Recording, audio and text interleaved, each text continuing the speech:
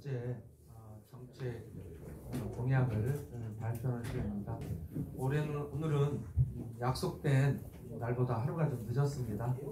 연일 다양한 이슈와 다양한 분들의 기자회견으로 인해서 브리핑실이 많이 붐비기도 하고 시간을 서로가 협의하다 보니까 좀 하루 늦었습니다. 매번 말씀드리지만은 우리 코로나 바이러스에 대해서 정말 많은 분들이 염려하고 있고 많은 분들이 힘과 지혜를 모아서 극복하고 있습니다. 우리의 이웃인 아산의 시민들은 위대한 시민 정신으로 코로나 바이러스를 극복하고 충남이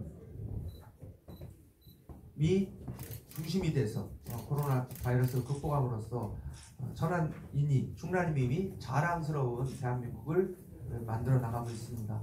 그 과정에서 저도 코로나 바이러스를 극복하는 데 있어서 정치인으로서 지역사회 일원으로서 천안 시민으로서 충남의 도민으로서 대한민국의 국민으로서 무엇을 해야 되고 어떻게 힘과 지혜를 모아야 되는지 끊임없이 고민하는 나날을 보내고 있습니다. 그 과정에서 사실은 가장 많이 힘들어하시는 우리 소상공인을 위해서 무엇을 해야 되고 국가나 지역사회와 우리 시민들이 어떻게 소상공인들의 필요를 최소화할 수 있는지에 대해서 정말 더 많이 고민해야 되고 더 많이 함께 힘과 지혜를 모아야 되지 않나 이런 고민을 해봅니다. 저 스스로 많은 지인들에게 코로나 바이러스에 대해서 철저하게 대비하고 준비하지만은 일상생활이 지나치게 의축됨으로 인해서 갖는 많은 피해자들을 의료하고 그들에게 힘을 줄 수 있는 방법이 무엇인지를 끊임없이 고민하는 후보가 되겠다는 말씀을 좀 드리겠습니다. 참 많은 시민을 만났고 많은 현장의 목소리를 듣고 활동을 좀 해왔습니다. 그 중에서도 저는 많은 분들이 제가 아침에 페이스북에도 말씀드렸지만은 정말 천안의 현안에 있어서 그 무엇보다 중요한 교통의 문제, 주차의 문제를 말씀하십니다. 저도 또한 느끼고 우리 68만 천안 시민 이 자리에 계신 지역 언론인들도 매일매일 매순간 교통의 문제와 주차의 문제가 얼마나 우리 천안시의 현안 과제인지를 느끼실 거라 생각합니다. 저는 아침마다 아침 인사를 하면서 주요 사거리가 정체되는 문제, 주요 사거리가 원활하게 소통이 되지 않음으로 인해서 즐거운 출근길이 힘든 출근길로 변하는 것에 대해서 끊임없이 고민하고 문제의식을 가지고 있습니다.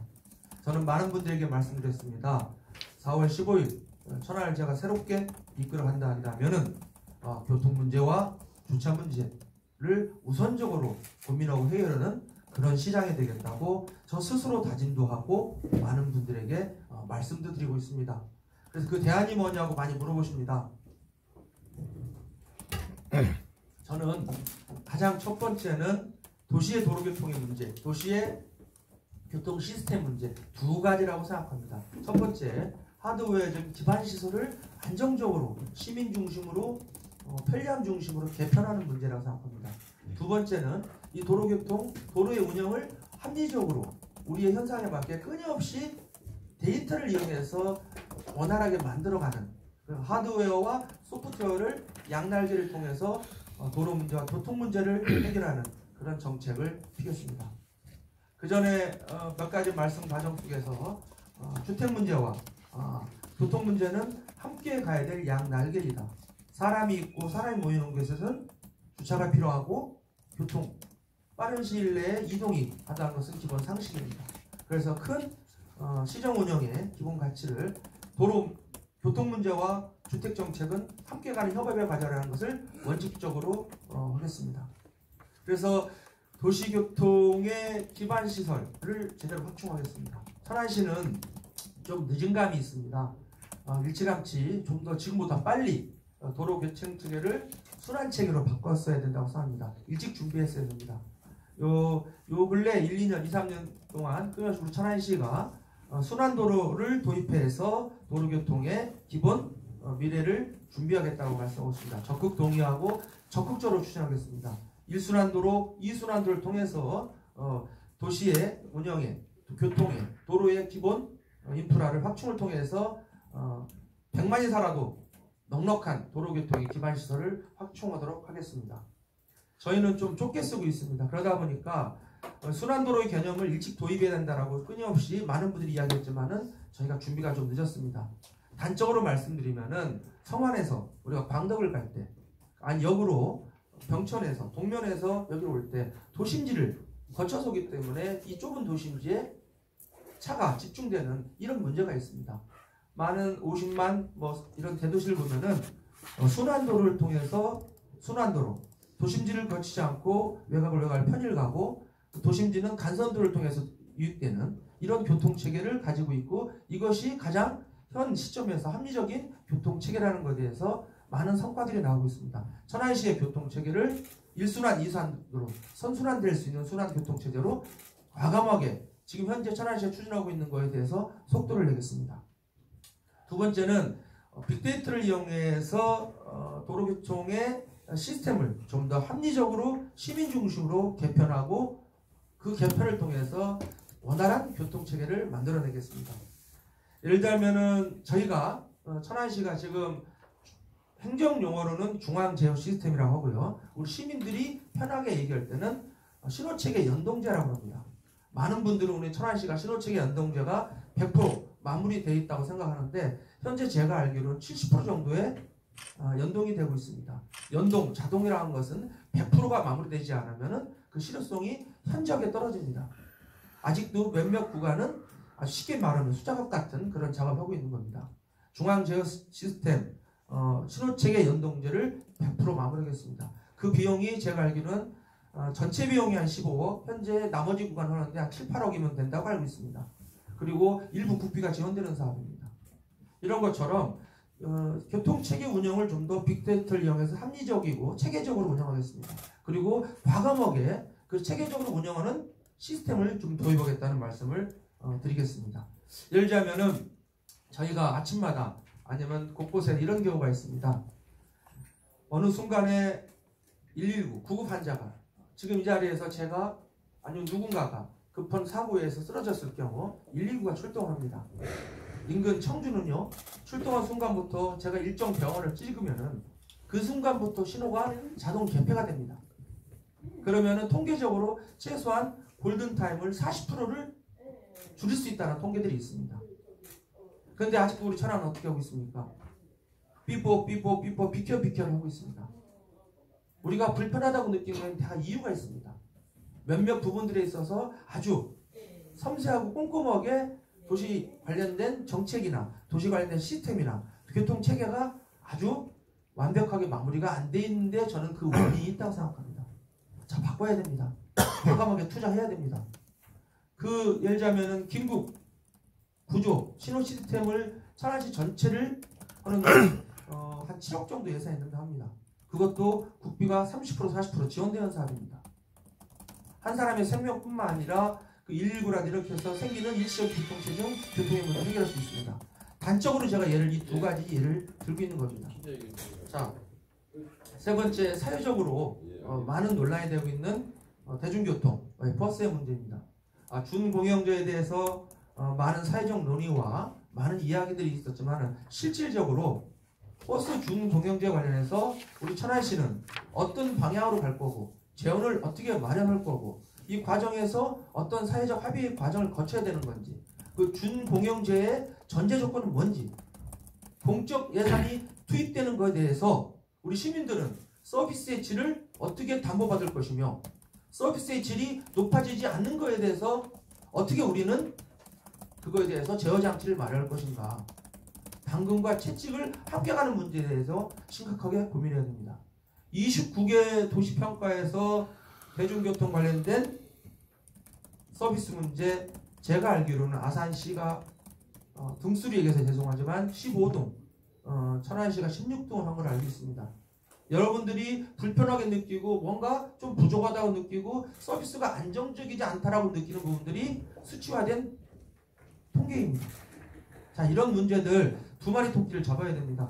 준공영제에 대한 사회적 합의, 준공영제 과정에서의 시민들이 느끼는 불편함, 서비스의 질이 높아지지 않은 것에 대해서 어떻게 완벽하게 담보하면서 시민의 서비스의 질은 높이고 대중교통을 공공화하고 대중교통을 이용하는 사회적 약자에 대해서 어떻게 배려하고 대중교통을 운영하는 노동자들의 삶의 질을 어떻게 담보하실 건가, 이거에 대한 사회적 합의를 거치는 준공영제를 가기 위한 로드맵을 만들기 위한 사회적 합의 거치겠습니다.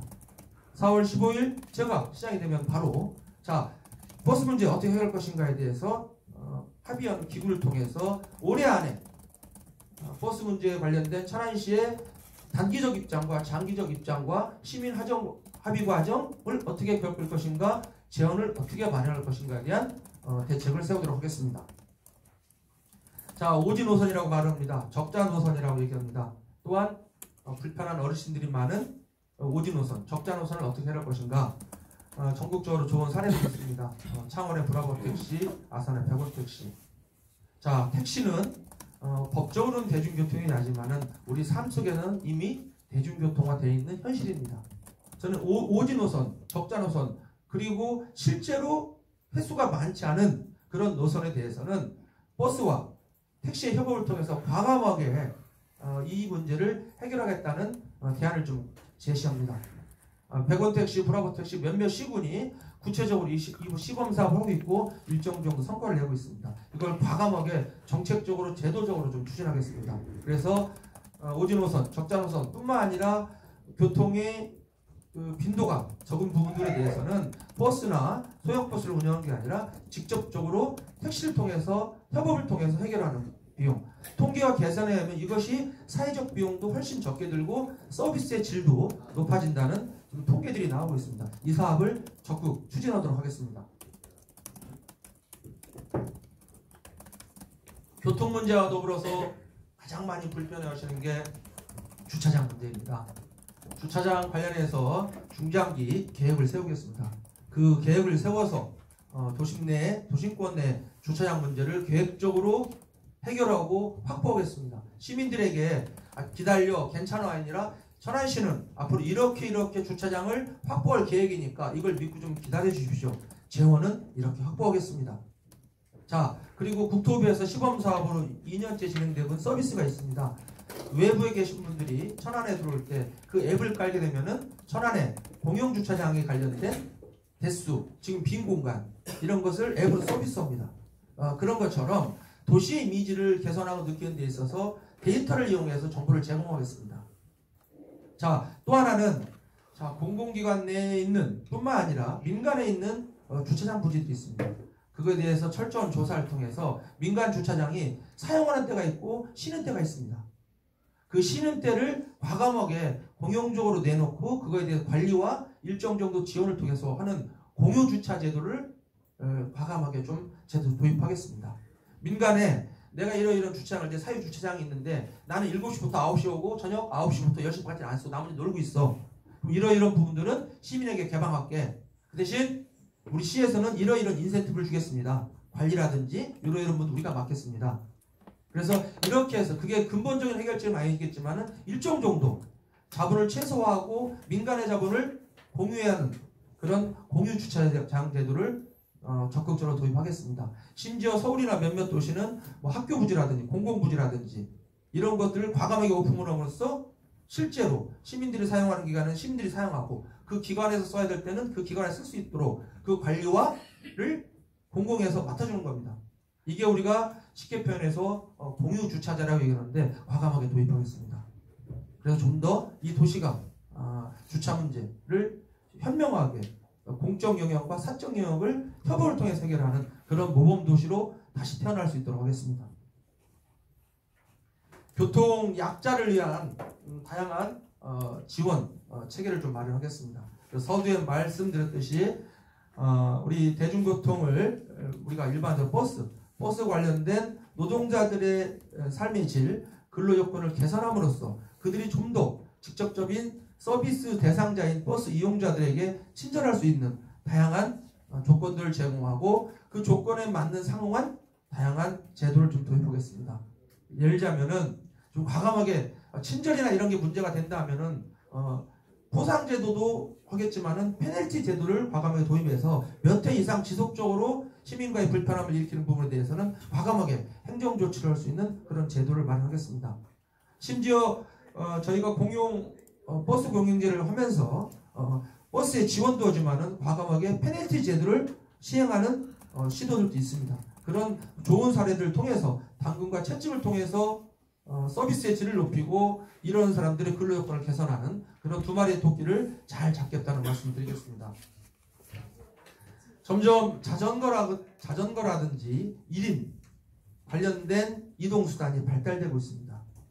서울시나 몇몇 도시는 전체 차선의 일부를 과감하게 1인 전동차, 1인 자전거 주행 그리고 걷는 보도로 과감하게 확장하고 있습니다. 그래서 1인 자전거라든지 1인 전동차 그리고 일정 보도를 확장함으로 인해서 좀 더 걷기 편한 도시를 만들겠다는 말씀을 드리겠습니다.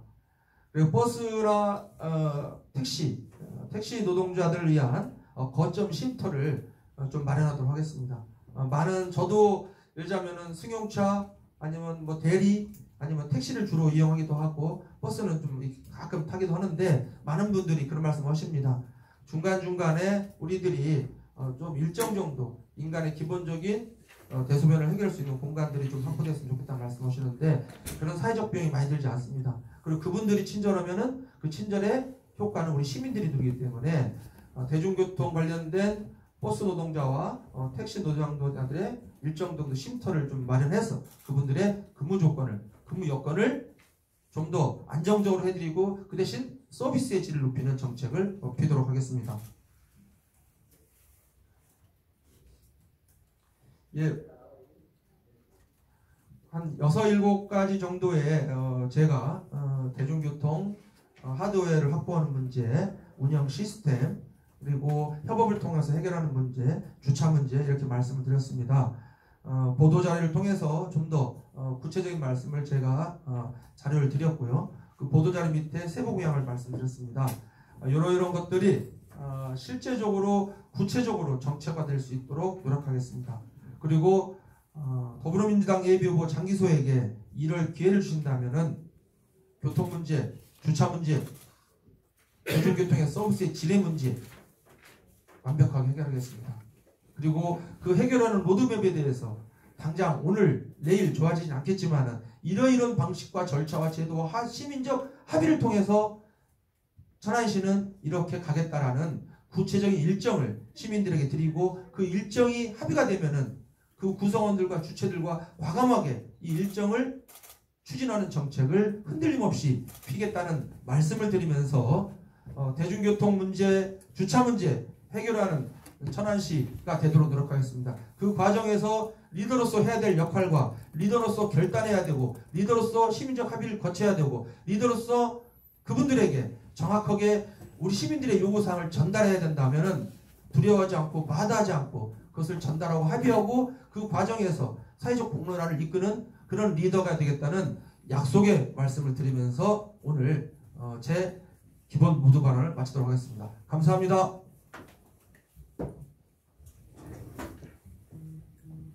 질문해도 됩니까? 예. 충남신문의 정백진 기자인데요. 몇 가지만 좀 여쭤보겠습니다. 버스 지금 대중교통 시내버스 관련해가지고 시민들 불만이 많이 그동안에 대두되고 있었던 게 버스 출발 시간과 도착 시간에 알려주는 현황판이 있잖아요. 예, BIS라고 이겁니다. 예, 그게 지금 제대로 작동을 안 해가지고 예.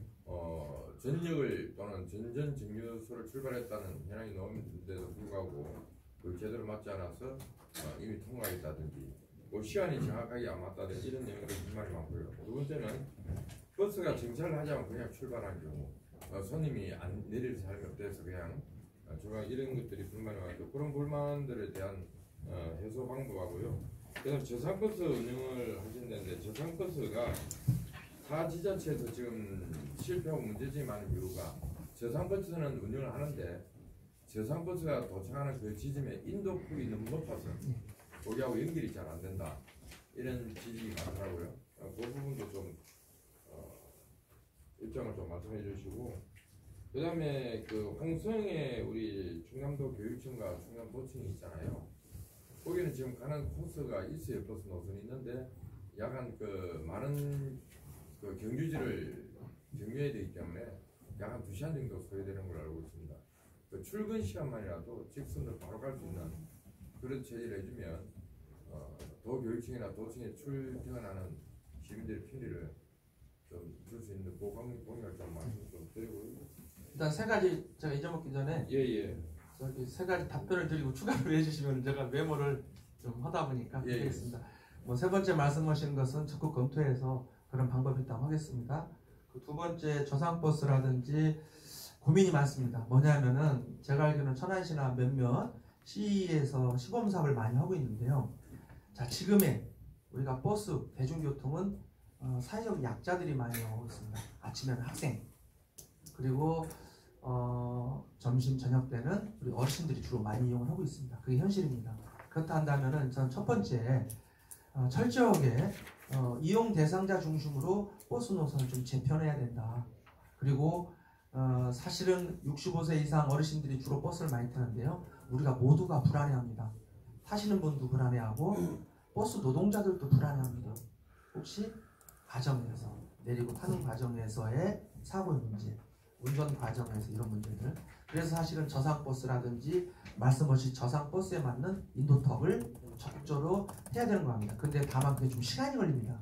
그래서 많은 데는 뭐 버스 이용 도우미, 우리가 우리 10대 때나 이럴 때 보면은 안내양이 있듯이 버스 이용 도우미를 시범 사업을 하는 데도 있습니다. 예를 들면 어르신들이 주로 타는 데 있어서 타고 내리는 과정에서의 조금 안전성을 확보하는 문제, 이런 것들이 많이 도입되고 있는데, 저도 이제 이 공약 중에서 그런 세부 공약이 있는데 논란이 좀 있습니다. 자, 터미널, 뭐 중앙시장 이런 데 있어서 버스 타는 도우미를 우리가 둘 경우, 자, 거기는 괜찮은데 또 내릴 때는 어떨 거냐라든지. 그렇다 해서 우리가 안내양, 예전에 안내양이라서 표현이 좀 죄송한데 적절한 표현이 없어서 혹시 오해가 없기를 바라면서요. 그런 제도를 됐을 경우 사회적 비용이 좀 과다하게 되는 문제라든지 어느 정도 할까, 이런 것에 대한 고민이 있습니다. 그래서 그 문제에 대해서는 문제의식을 다 인식하고 있는데 해결 방법이 뭐냐. 기반시설은 당연히 좀 수정을 해야 되고요. 기반시설 이후에 그분들이 타고 내리고 편하고 안전하게 가는 문제. 얼마 전에도 보니까 97세 어르신이 이제 버스 내에서 이 운행 과정에서 이제 사고가 나셨는데 그것이 누구 책임이냐 이런 거에 대해 사회적 논란이 좀 많이 있더라고요. 그래서 제가 어제도 버스 관련된 위원장님하고 좀 간담회를 했는데 그런 말씀 많이 하시더라고요. 대부분 환승이나 어르신들이 많이 타는데 우리 모두가 불안하다. 이 대중교통을 주로 이용하시는 어르신들에 대해서 이 문제에 대해서 저상버스, 예를 들자면 저상버스에 맞는 이 보도턱 플러스 뭔가 알파가 해결되지 않으면 이 불안의 문제가 해결되지 않는다. 이거에 대해서는 적극적으로 몇 가지 정책을 좀 고민해 보겠습니다. 그리고 첫 번째 말씀하신 BIS 관련해서는, 자, 저희가 말씀드렸듯이 타더라, 카더라 뭐 이렇게 해서는 안 됩니다. 저는 그래서 스마트 도시를 가는 전제 조건은 완벽하게 데이터가 나와야 됩니다. 현재 몇몇 승객이 타고 있고 이러이러한 제도가 되고 있고 그것을 일일이 인간이 감시할 수 없기 때문에 시스템적으로 완벽하게 그것을 제어하는 시스템을 갖춰야 된다. 그러면 섰는지 앉는지 알 수가 있잖아요. 주행 기록이나 이런 부분들. 이것이 마무리가 아까 말씀드린 몇몇 제도적 완성되는 가는 과정에서 어떤 제도는 단계적으로 해야 되는 제도가 있고요. 어떤 제도는 그 해에 마무리되지 않으면 단계적으로 가는 게 굉장히 의미가 없는 제도가 있습니다. BIS나 그 관련된 ICT가 대부분 그런 겁니다. 단계적으로 딱 마무리해야 의미가 있습니다. 자동화는 100%가 돼야 의미가 있습니다. 근데 자동화로 가는 과정에 60%에서 70%에서 3년, 4년, 5년, 6년 머무르면은 사실은 기투자한 게 의미가 없습니다. 그래서 말씀드렸듯이 제가 스마트 도시로 가서 BIS 자동화 시스템을 완벽하게 하겠다는 이유는 그런 겁니다. 그 데이터를 가지고 네가 했냐 하냐 물어보는 게 아니라 우리가 가진 데이터를 가지고 이러이러한 정차 기록이 없습니다. 이러이러한 배차 시간이 안 맞습니다. 그것을 통계와 시스템으로 데이터를 이용해서 협의하고 제어하는 시스템을 갖겠다는 겁니다. 자, 공적 자금 투여하겠습니다. 버스 관련해서. 다만 그 투여한 거에 대해서 효용 가치와 서비스 질에 대해서는 잔인할 정도로 점검하고 체크하고 해야만이 시민적 합의를 할 수가 있습니다. 이 두 마리 토끼를 과감하게 잡겠습니다. 서울시는 심지어 예를 들자면은 버스 요금 관리를 시가 직접 옵니다. 이 봉의를 해가지고 작년 12월에 천안시 의회에서도 그거에 대한 심각한 문제의식을 인식을 해서 지금 구성되어 있는지 모르겠지만 올 1월부터 버스의 서비스 질을 높이기 위한 제도적 장치 특위를 구성하겠다라고 정병윤 의원님, 김길자 의원님 몇몇 의원님들이 말씀을 하셨더라고요. 그런 것처럼 그런 제도적 장치를 보완하는 제도적 시스템 그리고를 도입하겠습니다. 그것을 가지고 1년, 2년 통계를 가지고 과감하게 우리 시민의 요구사항을 막연하게 그렇다더라가 아니라 이런 통계와 분석을 보니까 본인들이 이런 문제가 있다더라. 자, 이거 어떻게 해결할 거냐? 이것이 해결된 전제에 의해서 공적 자금을 더 줄 수가 있는 거 아니냐? 제도의 문제냐, 사람의 문제냐? 제도의 문제면 제도를 개선하고 사람의 문제면은 일정 정도 기회를 줘서 기회가 그분들이 변하지 않는다면 과감하게 정리할 수 있는 이런 장치를 마련하겠습니다. 그래서 대전일보 이평호 기자네요. 구본회원 전 시장의 공약이었는데 예산 때문에 미뤄지고 있는 시내버스와 수도권 전철 가장 환승에 대해서는 어떤 입장인지 하고요. 예. 오늘 조금 이따 천안시에서 간담회를 갔는데 혹시 제2버스 터미널 신설에 대한 후보자의 입장은 어떠신지 궁금합니다. 예, 버스 한정세 관련해서 오랫동안 정말 많은 제한이 있고 제가 직전에서 일했던 게 충남 청소년진흥원 원장 재임 시절도 우리 청소년들이 제안된 정책 중에 매년 이런 부분이 좀 들어가는데 재원이 80억입니다. 그 일회성 재원이 아니라 논란이 있겠죠. 80억이 내년에 좀 주례만 하는데 보통 한 78억, 67억, 한 80억 정도 예상하거든요. 매년 이 80억을 투자하는 것이 맞느냐에 대해서 좀 더 저는 심사숙고해야 된다. 왜냐하면은 환승을 통해서 여러 가지 서비스, 도시에 대한 이미지, 그리고 천안을 방문하는 수도권 분들에 대해서 여러 가지 혜택을 주고 편리함을 주는 거 맞습니다. 또 그분들이 그것을 통해서 지역에 대한 좋은 이미지를 갖고 특히 13개 대학에 다니는 많은 우리 젊은이들에게 일정 정도 혜택을 준다는 긍정성에 대해서는 100% 동의합니다. 근데 매년 80억이라는 예산을 통해서 그 효용 대비가 맞느냐, 좀 더 극대화되느냐. 그래서 저는 옳고 그름의 문제가 아니라 그 예산 대비 효율성이 어느 정도이냐. 차라리 그 예산을 다른 분야로 도로 교통을 개선한다든지 청년 정책을 쓴다든지 천안의 이미지를 개선하는 비용으로 매년 쓸 경우 선택의 문제에 대해서는 좀 더 심사숙고 신중해야 된다. 매년 이 문제를 누구든 제안을 받았을 겁니다. 어떤 시장님이든 어떤 정책 결정권자든 어떤 국회의원이든. 그런데 진행되지 않았다는 것은 그만큼 여러 가지 우리가 심사숙고해야 될 이유가 있기 때문에 제가 하겠다라든지 하겠다는 것은 리더가 어떤 방향에 대해서는 자 적극적으로 고민하는 논의탭을 만들어서 언제까지 마무리하겠습니다 라고 정하는 게 맞지, 이것을 내가 하겠다 한다면은 그것이 곧 결과를 놓고 합의를 거치고 회의를 하는 것은 민주적 협의의 과정은 아니다.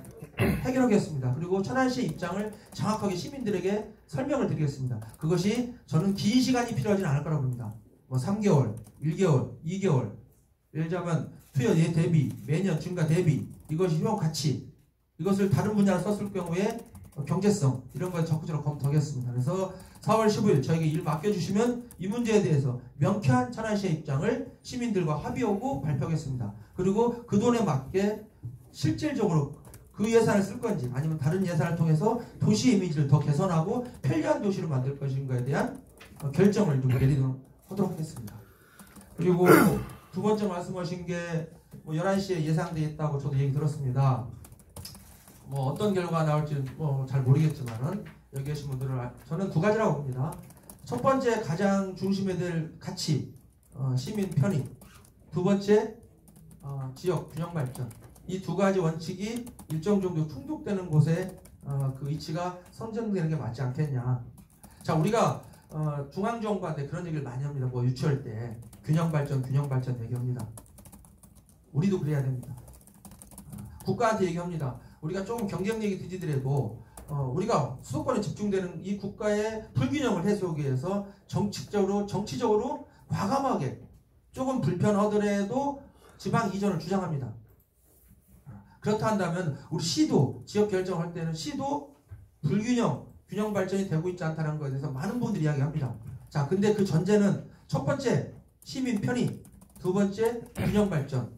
이 두 축이 최대한 충족되는 곳이 되는 게 맞지 않겠냐라는 많은 분들이 물어보실 때 저는 이 두 가지 원칙을 얘기합니다. 그래서 그 제2터미널이 필요하다는 입장이잖아요. 예, 그런 부분에 동의합니다. 예. 동의하는데 위치에 관련해서는 두 가지 원칙이 좀 충족됐으면 좋겠다.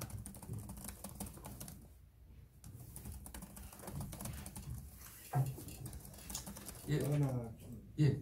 질문 드리겠습니다. 예. 가벼운 걸 할게요. 예. 늘 미안해가지고 사진적인 그 버스 3사들에게 이제 지원되는 그 오지 노선하고 적자 노선 관련해서 예. 그 시에서 이제 보조금을 지원을 예. 하셨습니까? 근데 한 그 67억 정도 하고 있습니다. 97억. 67억 정도인가? 예. 이 이제는 그 적자 오지 노선 그 지원과 관련해서 사실 그동안 말씀이 많았잖아요. 예. 근데 제 개인적인 생각에 이런 것들이 좀 버스 3사에게만 지원되는 그 오지 적자 노선과 관련해서 좀 민간 사업자에게 좀 일부는 민간 사업자에게 이양하는 것도 좀 괜찮다는 생각이 드는데 어떻게 생각하십니까? 이제 보니까 보통 세 가지 논의가 있더라고요. 준공영제를 통해서 보존하는 문제, 그리고 우리 이제 기자님 말씀하셨듯이 적자 노선을 별도로 시라든지 제3기관에서 별도 운영을 통해서 그 적자 노선은 아예 공영제로 가는 문제. 그리고 제가 세 가지 말씀드렸듯이 버스와 택시의 협업을 통해서 복지적으로 접근하고 사회적 비용을 줄이는 문제. 정확한 수치는 아니지만은 지금 오지 노선, 적자 노선을 일정 정도 택시와 협업을 통해서 해결할 경우 우리 시가 가진 예산 절감 효과가 한 최대 잡사 한 20-30%까지 갈 수 있다라는 현장에서 이루어진 분들의 이야기가 좀 있습니다. 그래서 이거 관련해서는 세 가지 중심인데 다 검토의 대상이라고 좀 생각하고 있습니다. 아무래도 저는 선사들이 시민들을 담보로 해서 사실은 어떻게 보면 카페 노릇을 하는 거나 다르거든요. 깨끗하게 아니면 시민들 위해서 편의를 위해서 사용이 되는 얘기인데 네. 제가 듣기에도 상당히 사주가 착복을 해서 개인적으로 쓴다거나 뭐 어디에서 진짜 뭐라 한다거나 이런 요용하는 사례들이 그동안에 많이 나왔잖아요. 그래서 그런 거를 좀 그래서 제가 서두에 말씀드린 두 가지 원칙입니다. 그러니까 준공영제로 가는 사회적 합의 과정이라는 게 결국은 우리 기자님 말씀하신 거거든요. 자, 준공영제로 가자. 그런데 담보가 돼야 돼. 당신들이 투명하게 운영해야 돼. 투자한 만큼 시민들에게 돌아와야 돼. 그리고 투명하게 운영되는 것에 대해서 철저하게 우리가 검증을 할 거야. 이런 시스템이거든요. 이런 합의적 과정과 검증 시스템과 투명성이 담보될 때 갈게. 그러면은 우리가 이렇게 합시다. 자, 한 번에 가기 어려우니까 계획을 가지고 1단계, 2단계 한 번에 다 줄 수는 없잖아요. 자, 이렇게 충족이 돼. 그 매년 당신들은 서비스 관련된 개선 지표를 우리한테 좀 제공해봐. 이런 것처럼 저 사회적 합의 과정 이런 거라는 거거든요. 몇 가지 전제가 꼭 필요합니다. 준경제로 가는 과정의 로드맵이라는 것은 결국 우리 기자님이 말씀하신 그런 투명성, 서비스의 질, 그리고 종사자들을 그분도 시민이기 때문에 그분들의 근로 조건, 몇몇 어떤 사업자, 대표이사의 이익이 아닌 기업의 이익뿐만 아니라 시민의 삶의 질, 서비스의 질, 종사자들의 근무 여건 이런 것들이 충족되는 방법이 뭔가 자, 이것을 합의하는 과정을 과감하게 빨리 가야 된다고 저는 그런 겁니다. 근데 자, 지금 뭐냐면은 미시적인 것만 계속 얘기해요. 근데 로드맵이라는 건 그런 거거든요. 아, 천안시 이렇게 가겠습니다. 그리고 1단계 이게 충족되면 2단계 가겠습니다. 1단계 충족되는데 시의 역할, 회사의 역할, 우리 노동자들의 역할 있습니다. 자, 1단계 통과, 2단계. 그래서 이렇게 시민이 예측 가능하게 그렇게 하겠습니다. 그리고 저번 제가 기자회견 때 우리 정덕진 부장님 말씀하셨던 KTX 관련해서 하루 8번 정차하더라고요. 상행, 하행선. 근데 하행선은 천안까지는 한 80km로 기존 노선을 좀 이용하더라고요. 그래서 내려오는 거에 대해서 의미보다는 천안에서 부산을 갈 때 이제 제대로 이제 KTX가 가는 문제가 있는데 그런 부분도 좋은 아이디어라고 좀 생각합니다. 좀 더 확장하는 문제라든지 좀 더 제도하는 문제라든지 이런 말씀을 드리고 그리고 역신설 관련해서 몇 가지 쟁점이 좀 있습니다. 예를 들면 독립기념관 관련해서 역을 하는 데 있어서 BIS 분석이 조금 경제성이 떨어지는데 우리 도와 천안시 입장은 경제성 이전에 독립기념관이라는 국가의 상징적인 기관이 누구나 좀 편하게 갈 수 있는 다른 여건으로 좀 이 시간을 좀 바라보자는 의견들이 있거든요. 그런 것처럼 도시기반 시설을 도시를 확장하는 바에 있어서 시의 역할이 있고 국가의 역할이 있습니다. 그리고 우리 시는 국가를 설득하는 다양한 논리를 개발해야 됩니다. 그 다양한 논리를 가지고 적극적으로 국가 예산을 확보하고 그것이 시민의 삶의 질, 지역 경제의 낙수 효과가 되는 그런 선순환 구조의 시를 운영하겠다는 기본 철학을 가지고 있습니다. 그것이 제가 주장하는 천안제일주의, 지역경제, 문화독립도시, 서울의 의성도시가 아닌 자주적인 도시로 천안시가 독립적인 도시로 살아갈 수 있는 그런 토대를 마련하겠다는 데 있어서 경제 문제, 교통 문제, 교육문화 복지 문제 굉장히 중요하다고 생각합니다. 이 세 가지 문제를 제가 추진하는 과정에서 저는 끊임없이 시민적 합의 과정과 이해 당사자들의 합의 과정, 투명성 이것을 거쳐서 정책 결정을 하겠다는 다짐의 말씀을 드리고요. 저에게 그렇게 이룰 수 있는 기회를 주신다 한다면은 지역 언론이 느끼시는 문제, 68만 천안 시민이 느끼는 여러 가지 현안 문제에 대해서 적극적으로 제가 중심이 돼서 추진하고 합의하는 과정을 통해서 해결하겠다는 다짐의 말씀을 드리면서 오늘 교통 분야 관련된 제 정책을 말씀드리겠습니다. 이후에 끊임없이 여러분들과 소통하면서 여러분들의 의견을 수렴하는 그런 정책, 현장의 목소리가 반영되는 시정을 운영하겠다는 약속의 말씀드리면서 오늘 기자회견 마치도록 하겠습니다. 감사합니다.